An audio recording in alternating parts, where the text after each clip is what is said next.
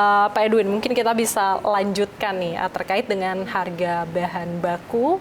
Ya, kita tahu bahwa sarang burung walet itu kan terkenal gitu ya, sangat fluktuatif dan juga berpengaruh langsung pada margin. Nah, dengan alokasi mayoritas dana IPO untuk pembelian bahan baku, strategi apa nih yang disiapkan dari RLCO sendiri untuk menjaga stabilitas margin? Mungkin dari kontrak jangka panjang atau bagaimana? Kalau fluktuasi harga bahan baku itu mungkin bukan cuma terjadi di industri spesifik ya, tapi itu terjadi di mayoritas di segala jenis industri komoditas gitu. Tapi yang bisa kita sampaikan adalah perseroan menerapkan pendekatan manajemen pasokan jangka panjang, termasuk hubungan berkelanjutan dengan para pemasok, dan tambahan modal kerja dari IPO ini memungkinkan perseroan untuk melakukan pembelian bahan secara lebih terencana dan efisien sehingga mengurangi tekanan margin akibat pembelian spot gitu dengan harga yang lebih tinggi. Dan selain itu kita diversifikasi ke produk bernilai tambah dan consumer goods juga berfungsi untuk meningkatkan margin kita. Oke, tapi seberapa sensitif sih mungkin margin dari RLCO ini terhadap perubahan harga dari bahan baku sendiri? Tadi yang seperti saya sampaikan, selama kita bisa melakukan resiko manajemen dengan baik, tadi dengan pendekatan manajemen pasokan jangka panjang, kita melihat bahwa resiko itu bisa diminimalkan gitu. Dan terutama yang terpenting adalah karena perseroan memiliki lini bisnis yaitu di consumer yang dimana itu bisa sangat menjadi penyeimbang terhadap margin kita. Oke, selanjutnya kapitalisasi pasar RLCO pasca listing ini kan berada di kisaran 525 miliar rupiah ya Pak ya. Nah, dengan valuasi tersebut apa mungkin 3 milestone utama yang ingin dicapai di tahun 2026 agar pertumbuhan kinerja sejalan dengan ekspektasi pasar? Kita tahu tadi salah satu milestone-nya ingin melebarkan pasar begitu ya Pak ya. Selain itu mungkin ada lagi Pak? Iya, mungkin tadi salah satu milestone yang sudah disebutkan adalah melebarkan pasar, yaitu mengurangi dependensi terhadap satu market ataupun yang sudah ada sekarang. Jadi penguatan pasar juga kita akan lakukan di pasar domestik, terutama di Indonesia dan di pasar ASEAN tadi yang sudah disebutkan, itu salah satu milestone. Dan yang kedua juga pasti kita ingin menciptakan sebuah produk-produk baru di tahun 2026 yang nanti bisa kita pasarkan lebih luas, dan itu penting karena perseroan telah menyiapkan rencana inovasi lini hilirisasi terhadap produk unggulan kita, sehingga itu akan menjadi salah satu katalis dalam perkembangan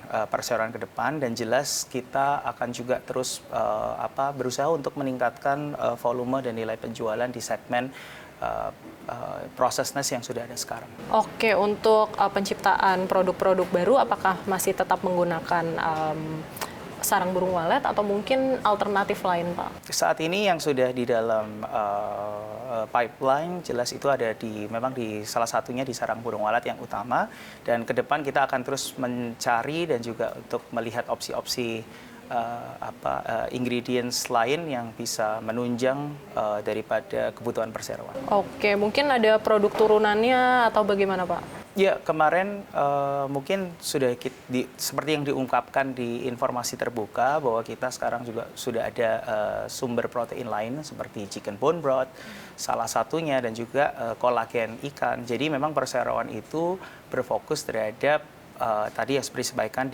di industri wellness, yang kita memang mencari sumber superfood yang bisa kita kembangkan dan kita pasarkan. Oke, nah sebagai emiten baru, RLCO ini kan berada di bawah sorotan investor publik terkait tata kelola dan juga transparansi. Apa mungkin perubahan yang paling signifikan dalam manajemen, pelaporan keuangan, dan juga governance yang mungkin telah diterapkan oleh RLCO resmi menjadi perusahaan terbuka? Ya, memang seperti mungkin publik juga bisa menilai bahwa memang kami memiliki tim manajemen yang cukup muda gitu ya. Banyak yang meng-quote manajemen umur 30-an. Lalu tapi yang bisa kami sampaikan adalah memang kita tadi disampaikan kita meningkatkan tata kelola perusahaan dengan baik, dengan jajaran komisaris yang bisa dilihat dari track record yang baik, dan juga mengawasi kinerja daripada manajemen. Dan kami akan terus menjaga kepercayaan publik melalui tata kelola yang baik dari GCG yang kita sudah terapkan, dan itu yang memang akan menjadi tanggung jawab kita ke depan. Oke, selanjutnya Pak Edwin, ini kan melihat tingginya antusiasme dari pasar saat IPO dan juga performa saham yang langsung arah, bagaimana manajemen menjaga agar momentum itu nggak hanya bersifat jangka pendek saja, tapi juga jangka panjang nih, Pak? Tadi seperti yang beberapa kali saya sampaikan juga, bahwa perseroan itu akan berusaha untuk transparan, menyampaikan informasi rencana ke depan, dan mudah-mudahan itu bisa diterima dengan baik dan bisa dicerna dengan mudah oleh para investor. Karena kami melihat bahwa antusiasme ini itu sebenarnya adalah bagaimana investor itu bisa melihat ataupun bisa mencerna informasi apapun yang sudah kita sampaikan kepada publik dengan baik. Oke, nah kalau misalnya Pak Edwin sendiri nih, kita tahu 2025 ini kan sudah tinggal menghitung hari begitu ya Pak ya, untuk menyambut tahun 2026. Nah, boleh dong mungkin diberikan kepada pemirsanya CNBC Indonesia, bagaimana Anda melihat recap bisnis di tahun 2025 ini? 2025 tadi mungkin informasi yang sudah tersampaikan ya di publik, memang kita mengalami pertumbuhan, tapi memang yang harus ditekankan di sini adalah bagaimana perseroan ke depan. Mungkin di tahun 2025 ini kita sudah sesuai dengan target yang ditetapkan oleh manajemen. Yang akan menjadi tantangan ke depan adalah bagaimana perseroan bisa terus menjawab dan juga bisa mendeliver sesuai ekspektasi yang sudah kita sampaikan, dan itu yang akan terus dikawal bersama-sama.